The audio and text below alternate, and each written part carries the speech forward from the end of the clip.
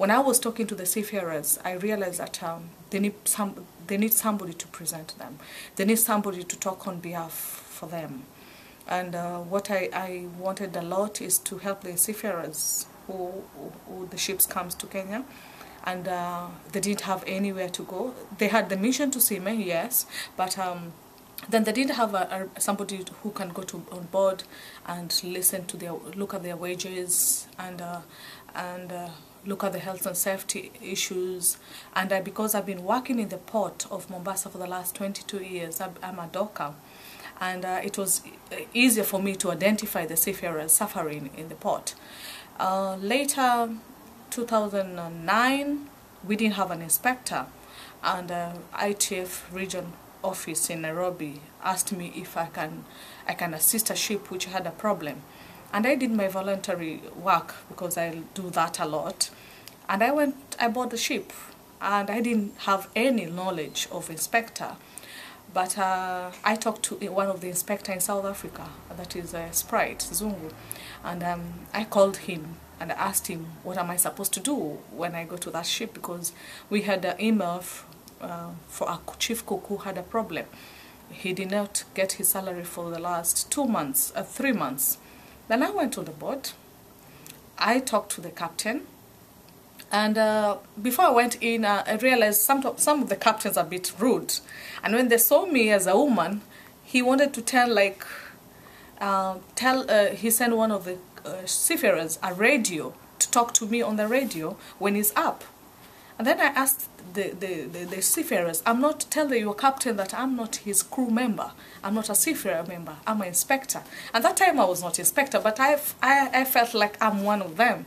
And when the captain knew that this is inspector for the ITF, the captain had to come down and talk to me and ask me, oh, I'm sorry, I didn't want to offend you. I say, yeah, you are looking at me as a woman, but I'm not a woman. I'm ITF inspector. And he had to come down and talk to me.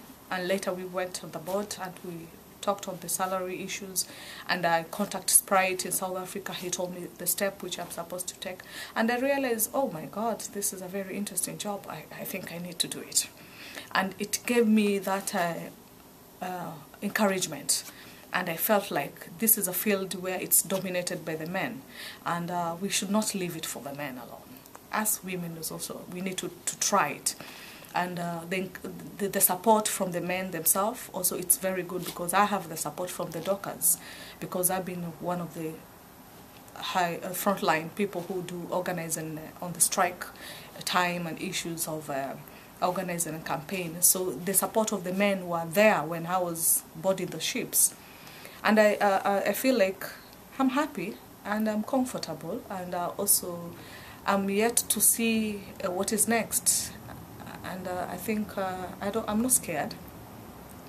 I'm ready to meet all the challenging and the issues. But I'm happy because the ITF team is also here, and then I'm not alone. I don't feel like I'm alone, because also I'm not the only woman in the ITF inspector. I'm getting to know that there's so many women. There are more women, where I'm also meeting I will be meeting some of them. By next week I'll be meeting them. And I can't complain, and it's why right now I decided that I'm moving forward to the job, and I'm not looking back.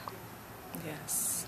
And you mentioned that you've worked on the docks for, did you say 22 years? I've been working here 22 years. What is it like being a woman in the union movement, somewhere like a dock? It seems like such a male-dominated environment.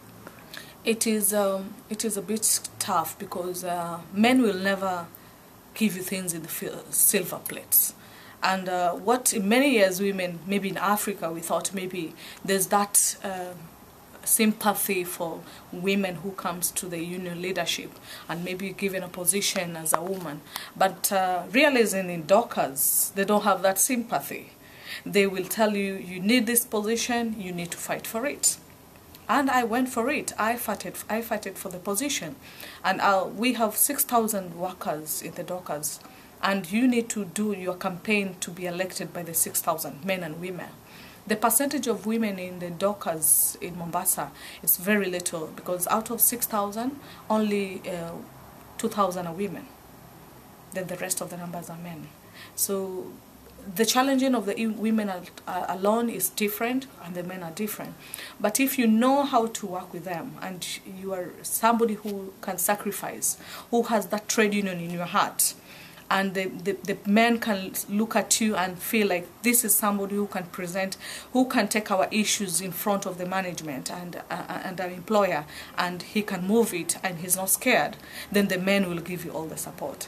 And what made me to be there, because I used to work in the rank and file in the dockers. And the time of rank and file, I felt like, no, we need somebody to present. And I was there for them.